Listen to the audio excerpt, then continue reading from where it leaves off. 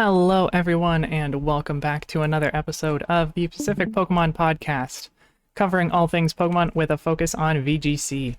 I'm Lindsay, and my Pokemon choice this week is still Hatterene.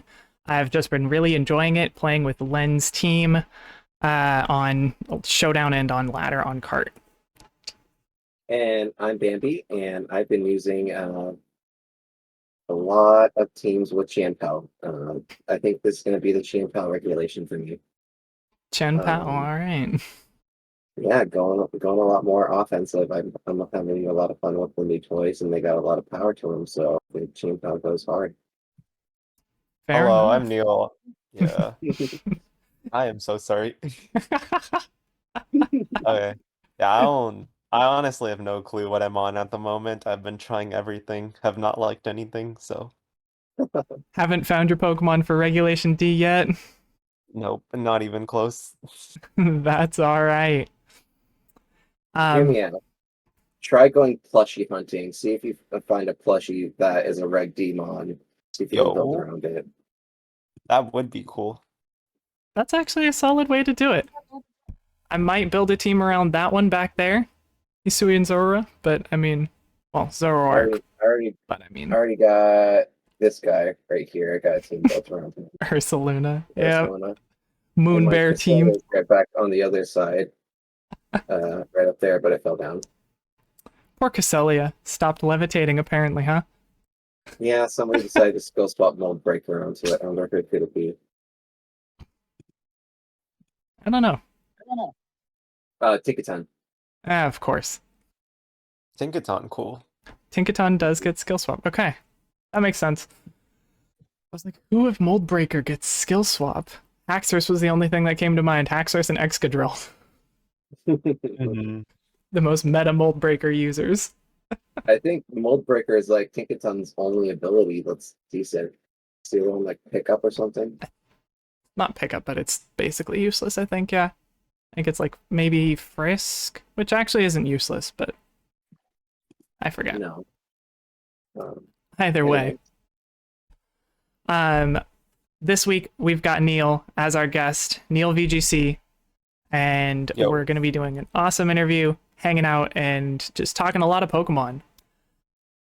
This week, actually just today, I think today, earlier today, we got some information from the Pokemon company, Play Pokemon, that they are now allowing sponsorships for competitors and teams at events. So now there's some interesting changes coming with that, honestly. I feel like. What are your guys' takes? I'm honestly not too sure about it. I feel like for players, like it'll give them more opportunity to like continue playing and going out to events, which I think is really cool. For me, I think that it's not only going to enable players to go to even more events, I think it's going to be a really good way for Pokemon to kind of gain some more like recognition in household name culture in a way by associating it with a lot of other brands. Top of that, I think this is going to be a way that players are going to start being able to actually go and have seasons where they're going to every single regional and they're not missing out potentially because they have that sponsor to back them behind them to be able to go and do that and have that kind of a lifestyle on top of not just like prize money. Yeah, definitely. I think that's a really good point. Yeah, it definitely brings a lot more cash flow into the competitive Pokemon scene.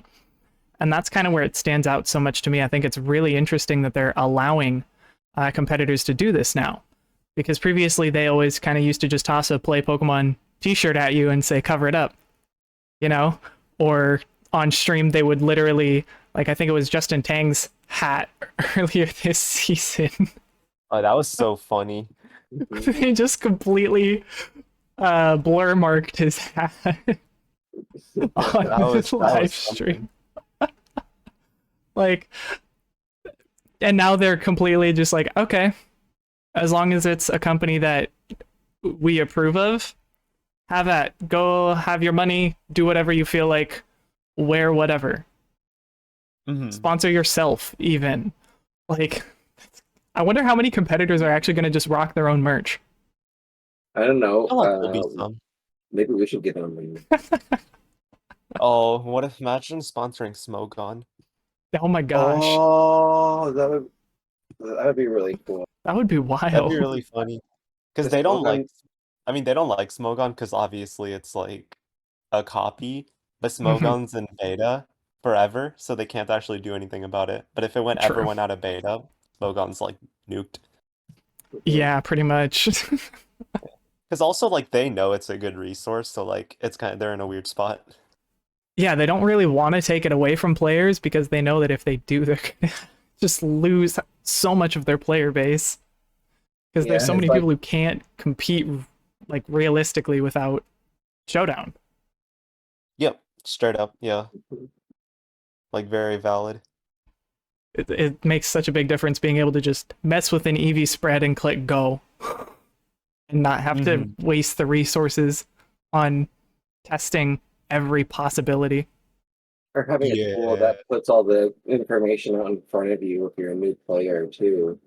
I mean, there's like a lot of guessing work that kind of goes that kind of goes into like trying to put just even how Pokemon stats work into like frame in your mind without some sort of visual guide. And even then, like charts and different things like that on the internet, like before Smogon, were nothing compared to when Smogon actually hit the scene. True. Yeah. All right. So, with that covered, let's dive into the interview here with Neil. Neil, can you please introduce yourself? Give us an overview of your experience and your achievements in the VGC scene. Okay, so I'm Neil. I've been playing pretty much only this season. I played a bit throughout COVID. I got some of my achievements have been like top 8 at Vancouver and also recently got like 10th at Fresno. I day two like another regional here and there, but mostly I'm like a content creator, so that's kind of like my gist of it. I kind of just hang out in the community and have a good time. That's pretty solid though, regardless, right? It's a good community to be in. I have a ton of fun. I'm like on call all the time, like talking to people. I feel like I spend more time online now than in person stuff, which is kind of crazy. I get that though, especially right now, considering that like we're done with in-person events more or less, right? Unfortunately. Yeah, next event's Worlds, which is going to be a wild, wild event. And you're going to be at Worlds this year, correct? Yeah. Yep. It'll be fun. We'll see. No day 2 pass though, right? That's only top 8. Yeah, and for no way. I will not. I cannot reach that this season. One day Did not go to enough events. I saw something really crazy about that on Twitter. Like how even if you had won 2 regionals in NAIC, you still wouldn't have made enough championship points It's in crazy. North America this season. Yeah, it's like absolutely insane. Like every single player within that top has had like a ridiculous season. It's been a dogfight in there. I mean, Con Hire was in there this entire season up until NAIC and he fell out. Yeah, literally like until NAIC. There are so many top players in that scenario too. I think Wolfie fell out, didn't he?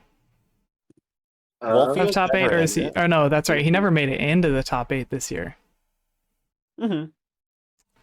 Except after maybe Orlando, since that was pretty early on in the season. Maybe briefly, yeah. But, yeah, that's wild. Yeah, it'd be like that. The season's a definite fight. No kidding. It's not just a battle, it's a war. Straight up, yeah. Truth. Well, tell us a bit about your journey getting here. How did you end up wanting to get into competitive Pokemon, and what kind of brought that about for you in this season? I feel like, that's a good question. I kind of just, I had a lot of fun with the online stuff, so I just wanted to get in person. Very simple answer, but that's like the general gist of it. Hey, at the same time, that's huge, you know? Online was Mhm. everything for Sword and Shield, Right. especially during lockdown. Hmm. Mhm. After your performances earlier in the season, how comfortable did you feel going into NISC? Like, what did you do to help yourself feel uncomfortable in positions in tournaments? I felt okay going into NIC. I think I kind of just hmm, let's see. I like put in a decent amount of time to prep, and I was like, I'll kind of just bring the same team from Fresno and like focus on that. And because of that, I was able to bring something I was decently comfortable with. I didn't end up doing the best. I went like 6-3, finished like 91st, but overall, I was like pretty happy with the process. Okay, that's good. Uh, Hmm. could you share some of your thoughts that you have with behind that team building in that process? I kind of Specifically for NAIC.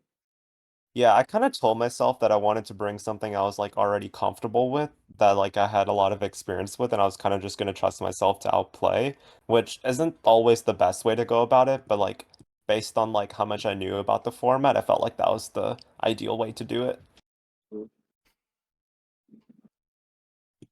How do you Uh, approach team building in VGC, and kind of what factors for you are important when constructing a team, and what strategies do you employ when adapting to the evolving metagame? I kind of so originally I usually start off with a core that I know is good with like one or two adaptations, and then I usually end up testing it. If I don't like it, I just toss the team out, never look at it again, try something else, and eventually something lands. I love that. Get the cheese and throw it at the ceiling, see what sticks. Exactly, yeah. I feel like that's the best way to do it because, like, honestly, it's really hard to tell if something's good unless you, like, actually test it. So you just have to, like, I just keep testing over and over until something actually works. Hmm. That's a good way to do it. You know, some people always talk about building teams based off of like a single Pokemon and then just going off of there. I know Judy made a hilarious clip, a short after NAIC about building a team Mhm. around underused Pokemon, and he started with Heracross. Oh, yeah. And then end up with Dina, yeah. Sure, that was so That funny, was man. so funny. Everyone was just like, oh my God, Chedpao, he did D-Knight, it. Fluttermane, Tornadus, and Amoonguss. And then Mhm. Heracross, and there you go, have a team. Yeah, that's it. Good stuff, Oh, but dude. See, it's I'm better to telling you, test go them. out and find a good plushie, Neil. Go find that Yeah, plush. imagine. If you could change anything about any one of your teams with the information and experiences you have now, what would that be? I think the biggest one was Charlotte. So I like with the team we all used, I finished 42nd, Choppa finished 11th, and then Zach Carlson finished 29th. I feel like both Mhm. Zach and Choppa actually could have cut if we had Howl Arcanine over Wisp. That was something I like highly regretted because it was like something I partially considered in team building and I just did not go with. Because like for them it would have been so huge. But like yeah, that's definitely like a big one. Otherwise I feel pretty good about what I did. Okay, definitely feel like you could have played a little bit more aggressively with the house. Yeah, it's like when you play against some of the balancy teams, like when they have Gus, it's really easy to just like spam Howl and like run through them. And Mhm. Silverbroom was running like Garganical, which was like really annoying for us. So like if we had if we had that tech of Howl, we would have been able to just like go for Howl, start spamming Outrage or Terra Blast flying with Bandit, just like E speeds, and it would have been way Yeah, easier to run through them. Yeah, that definitely. 100%. Yeah. It still like kind of stings, but also I kind of just told myself like it's okay. It happens. I mean, there's not. I mean, we live and we learn, right? Hmm. For Yeah, sure, for sure. and that's just kind of the game we play, isn't it? You know, it's always Very much changing. so. Yeah, like definitely. That ever adaptive metagame. How are you Hmm. feeling going into Worlds, especially since it's a new format in Regulation D with no in person competitions? I feel kind of honestly, I'm not even sure. I'll know how I feel 2 weeks before because I feel like that's when you make the meta call. Fair enough. Practice the team hard for Alright. 2 weeks before Worlds and stick to Yeah, that. literally. Yeah, pick a team 2 weeks before Worlds and just stick to it. Alright. Solid. Good luck to you at Worlds, especially. How much Oh time yeah, do you have it's left gonna to be you have to a lock bloodbath. in on your own schedule then? Jeez. You're coming up on you got basically the rest of the month and then you're locked in. Yeah, it's gonna be crazy. I can already feel it. How many teams have you already tried so far? Uh, like 40 or 50. None of them have been good except one. Uh, Are you Honestly, I feel that I don't feel like I've played with a single team that like is decent in like D1. are you willing Yeah. to share what that one team has been? It's just Roaring Moon balance. Nothing too special. Regulation D Roaring Moon balance. Interesting. Okay. Yeah, there's like a few mon changes, like Urshifu over Palafin, Elandris over Arcanine, and like Spectre over Fluttermane, which I mean Spectre over Fluttermane's actually the odd change, but otherwise it's the exact same team. Fair. Spectre though, Right. Yeah, yeah, that is interesting. yeah, it's Spectre like is I pretty needed some more board control like for this format, so Spectre actually fit the role a bit better, but it's still like the team is I don't know, feels weird. Spectre. I don't see much of Spectre outside of the like combination of Rillaboom Spectre that people have been running so much. Hmm. Yeah, I Interesting. think it's like it's a really neat support mon. Support Spectre. I usually see more offensive half the time, but I guess it does Yeah. depend. It has Yeah, a it's kind of like wide move pool. yeah, it's really nice as like a hybrid because it has super good special attack just naturally, but also you're able to like you have all the support. So like you just invest all the EVs into bulk and it still does its job decently well. Kind of like support Fluttermane, those Trick Room Fluttermanes that Yeah, it's sometimes are literally running around. mhm. It's kind of like that. That's fun. That's pretty cool. Hmm. So what are some moments from this VGC season that you will always remember? Let's see. Honestly, like I would say cutting Vancouver, but it was not that special. Like it kind of just happened. I kind of just accepted it. Like, yo, it happened. I mean, one of them would definitely be like winning on stream for the first time at Fresno because I went from 6-1 to 7-1 and like Riley's won 4 regionals before, so that felt pretty good. Other one would be actually so this was at Charlotte. Yeah, so I was 6-2 and I was playing against Ndidi Armorouge, which like is always very scary, even though we had a good matchup, and I lose game one, and I'm just sitting there like, yo, I might actually just get Mhm. screwed out of day two. And then Oh I've already cut a no. regional. I was like, yo, the next one, like, I have to day two. And I like pulled it out, won the next two games. Like, they're both of them were like very, very long, and I was like really happy with that. And then Mhm. the same thing happened to my friend Justin as well. And then yeah, both of us like got through an Indeedee Armorouge to make it to day two at Charlotte. I think that was a really good moment. That's pretty awesome. And DD Armor is Yeah, just that's still pretty a good. strong combo even now too. Oh Yeah, wow, yeah. that should not that combo should not exist. I don't like it. It's not it. I don't like it.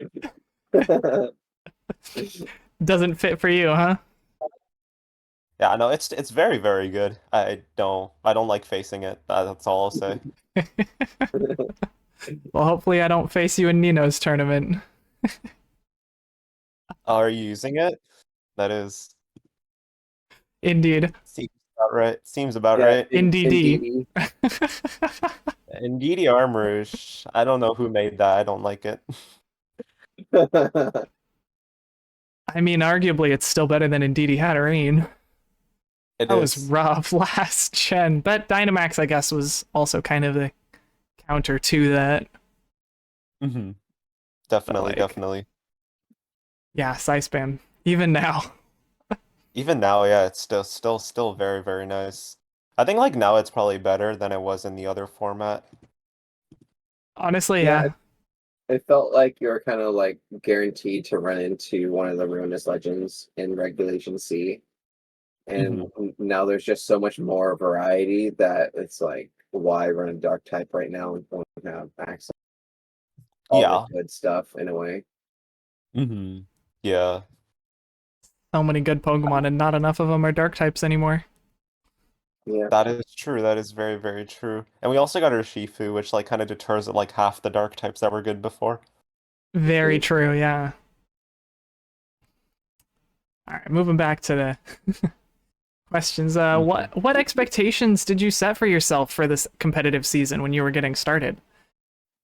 I honestly, I didn't really set any expectations for myself. I kind of just wanted to do well as humanly possible, which isn't really the best mindset, but it ended up working out. Fair enough. Yeah, you made it to Worlds in your first season of competitive Pokemon, which is pretty fantastic. Honestly. I'm pretty happy about that.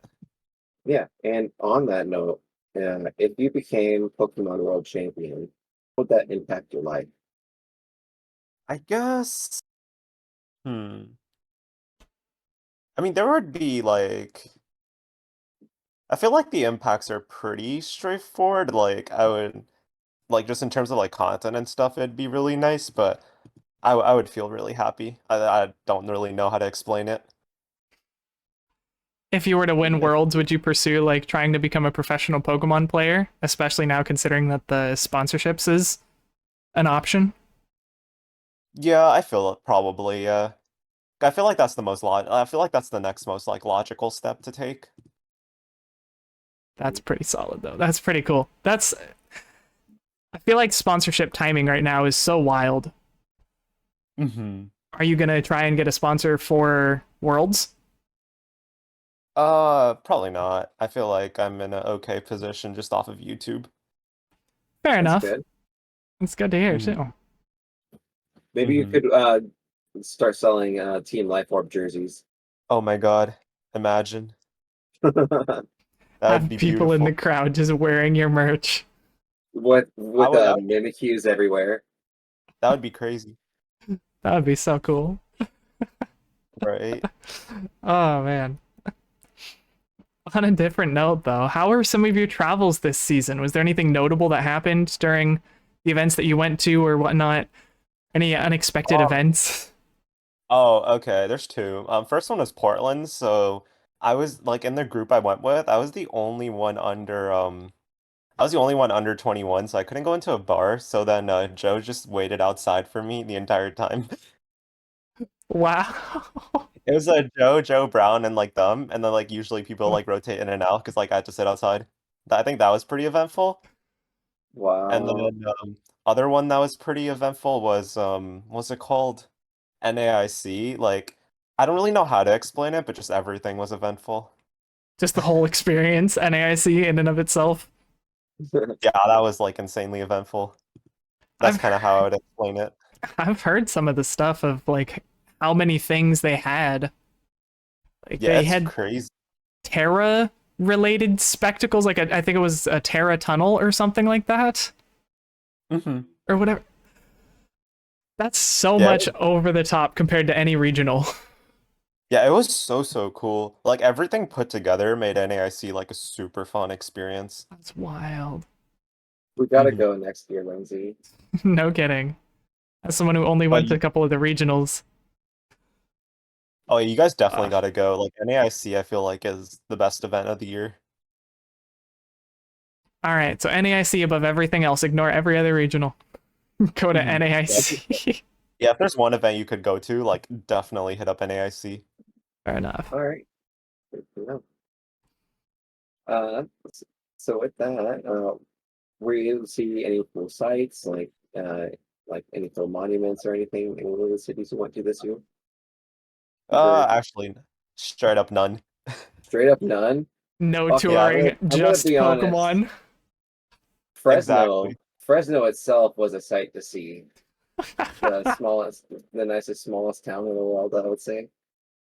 Really? I hated Fresno. Fresno was. I was being Oh sarcastic. God, yeah, no. Okay. Oops. I was like, that At least, city's not it. nope, there was nothing to see. Oh, that kind of like was wanting to touch on that. Were there really any like cities with big like sites to see or like tourist destinations really this year? I honestly don't think so. Yeah, I don't think there was really anything to do in the towns or cities that we had regionals in other than Pokemon, really. Yeah, there was not many. I feel like maybe if I paid more attention to where event went, then possibly, but yeah, Hmm. probably not. Fair enough. Yeah, I mean, Columbus, Uh, Ohio doesn't usually have a whole lot going on there, honestly. Mhm. Yeah, Ohio, Columbus is like pretty plain. Very plain. Yeah, Speaking they of how chose a lot. plain it is, how was the weather though? Oh, in Columbus, Yeah, it was I've it was never like been rainy to. one day. It was like oh, it was okay overall. Which city out of all of them would you say had the best weather while you were there? Mm, probably Fresno actually. Nice. I can't Yeah. disagree there. Fresno actually did have really good weather.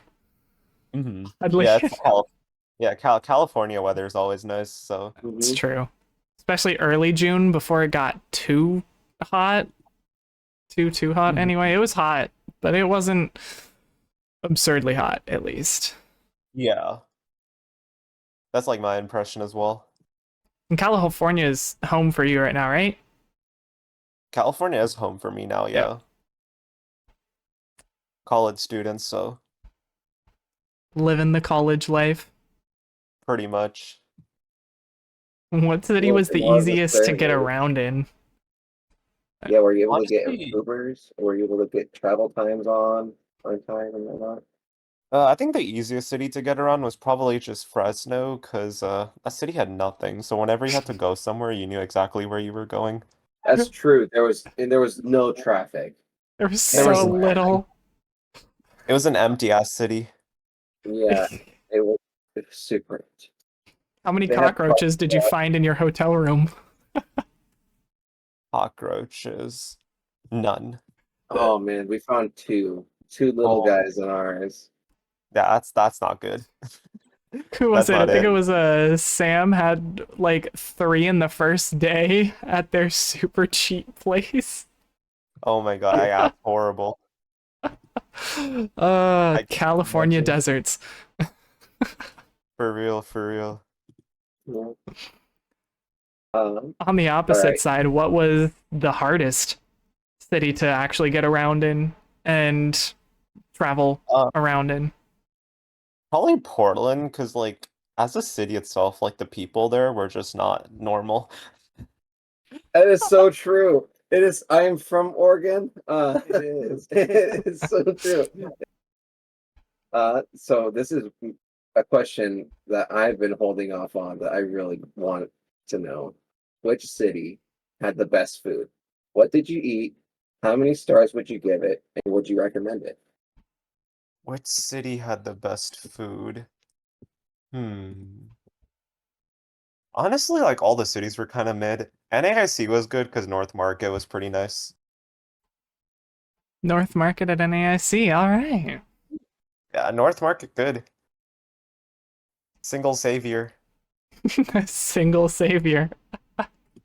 All right. For any of the cities that you went to for tournaments, would you go back to visit any of them if they didn't have a VGC event? Maybe not for a vacation, but I mean, would you stop by if you were in the area again? Would you do Probably, anything? probably not. Understandable. A lot of the places, kind of as we said before, don't have a lot going on, right? Yeah, Mhm. exactly. When traveling or planning like to go long distances for a BGC event, like flying out or staying in a hotel, what are the most important things to consider? Let's see. I feel like figuring out food is pretty important. Also, just like getting there, and then generally like honestly, there's honestly not too much. Just make sure like when you're packing your stuff to be pretty careful about like what you're packing and like not forgetting anything. I feel like that's the biggest thing. Otherwise, like once you get there, you're there, and that's all. So on that of packing, what are the top three items every BGC player should bring with them besides their console to an event? I mean, let's see. It's all like really basic stuff. Bring like a Mhm. bunch of like clothes, snacks.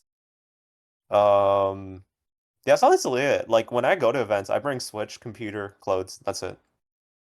Fair. Like nothing else. Yeah, so I don't even like have an extra bag. Like for NAIC, I had an extra bag because I was staying there for a while, like almost a whole week. But otherwise, yeah. Mhm. What'd you end up doing sticking around in NAIC? Because the tournament went I on for what, the 3 days, right?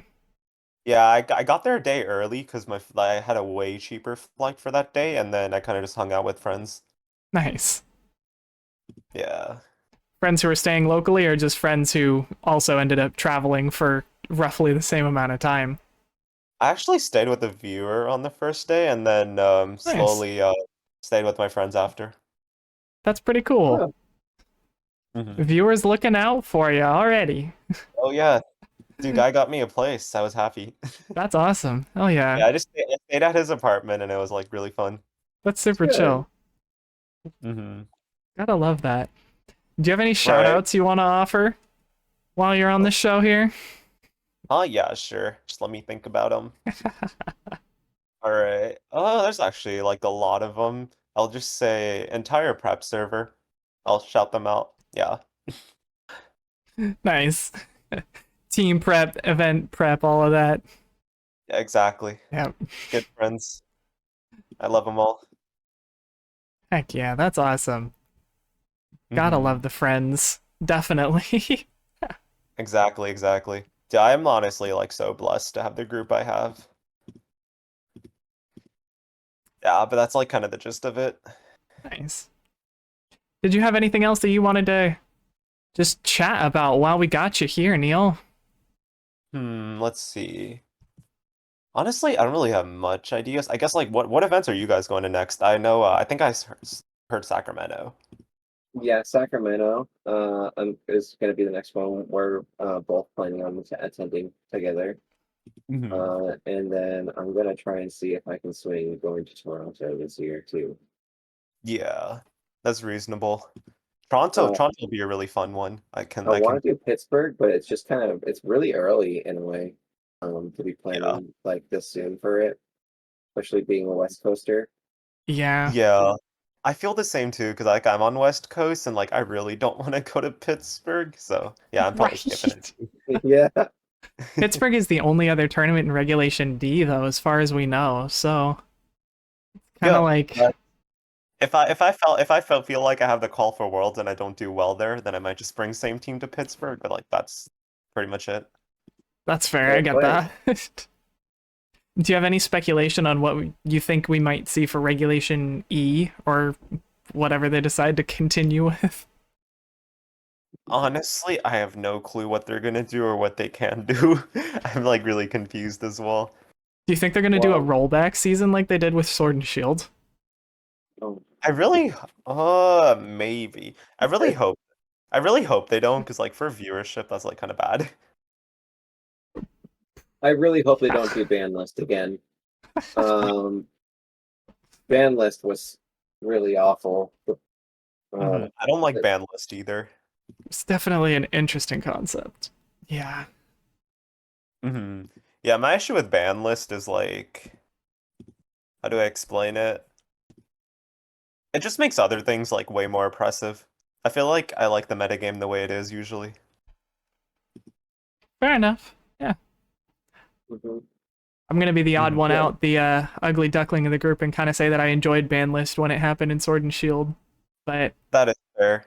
I was getting kind of I think, burnt out on the meta at the time, so ban list was just kind of a nice way to refresh it to using non-meta Pokemon, which mhm, is a gimmick I've always really enjoyed. So it's always nice yeah, to just force everybody else to do the same because then non-meta yeah, actually works. yeah, I feel you on that. Sometimes you just need a small break.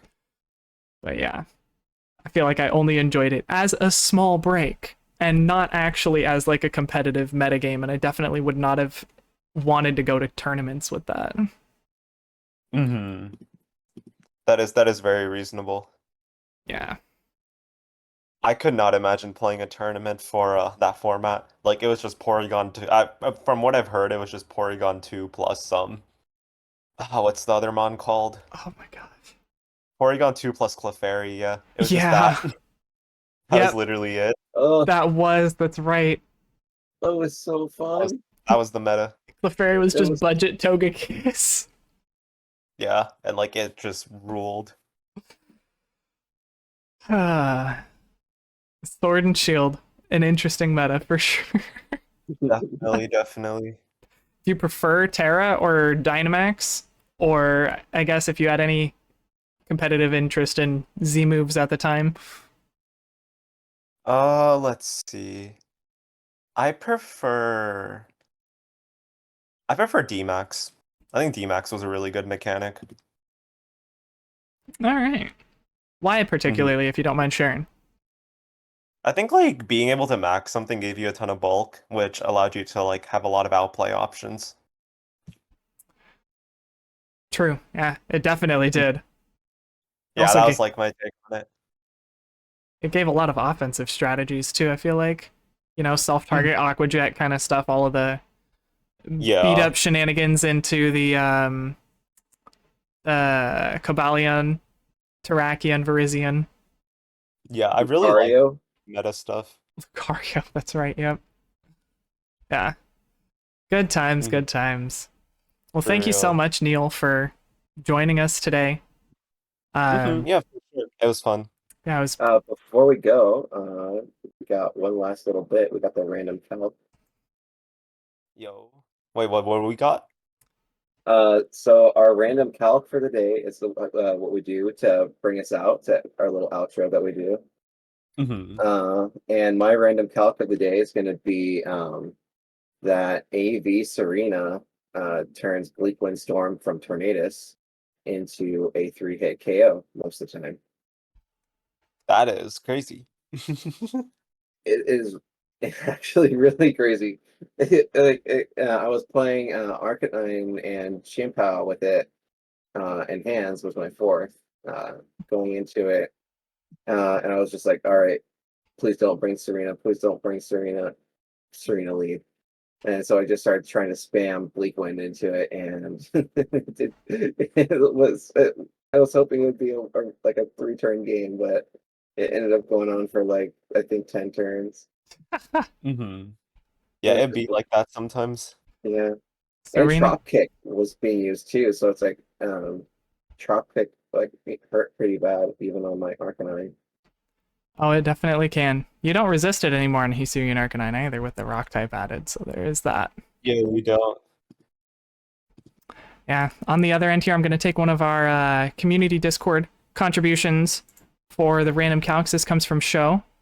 Cleavor with its Stone Axe at only 148 attack EVs, with an attack boosting nature, but 148 attack EVs with the Stone Axe is a guaranteed one-hit KO onto a Fluttermane with no investment. That's actually a really good calc. That's very solid, especially going into the meta where Fluttermane is only getting more offensive instead of defensive, finally. Mm-hmm. 100%. I've been running 252 special tech 252 speed Fluttermane almost exclusively since release. And you know what the best Yeah. part about that calc is? It What's the best outspeeds part? the Fluttermane in Tailwind. Oh, There's enough EVs left over to invest in speed enough to outspeed that same Fluttermane in Tailwind. that is great. Cleavor is your Flutter answer. Cleavor is surprisingly good. KO something, Yes, set yeah. up rocks. Yeah, rocks seem very good. Cleavor is actually something that I've seen in a few tournaments in Regulation B already. Portland, I've seen it in a couple events, and it wasn't just like on like one team. It was like on like half of the teams for using Cleavor. At Yeah. least in Oregon, that's how people are running. Cleavor and Hudra. Cleavor is everywhere for sure. Yeah, I can imagine it like rising up a bit more too. Mhm. Like there'll be some Japanese player in day 2 with Cleavor. I can already see it. Definitely. If not an American player as well, you know. Yeah. That is true. I'm curious to see what our metagame looks like at Worlds after day one. what people have brought, what kind of distribution there is. Where's Fluttermane gonna be? You I think know, it'll be number 1 and 2. 1 or 2 still. Wow. Okay. Yeah, Even in Reg D. That mount's broken. Do you think it's gonna be Urshifu along next to it? Yeah. Definitely. Yeah, Ursh plus that is just insane. Because It's like both of them are such good mons, but they also cover for each other so well, like offensively. The only thing they both can't hit is a Moongus. Like that's literally it. it reminds me of like that Regulation C early meta where you see like that really strong baby Palafin specs flutter mainly or something like that, or booster flutter main lead. So they Yeah. do tend to pick up those KOs with a jet Yeah. punch. Yeah. Good stuff. Well, thank you so much. For Have sure. a great Thank night, you so everyone. much, Neil. Yo. All right. And I hope everybody watching has a great evening, great day, etc. to whatever time of day it is for you. Thanks for coming by, everybody. And we'll catch you guys next time. For sure. Bye. Bye-bye. All right. That was fun.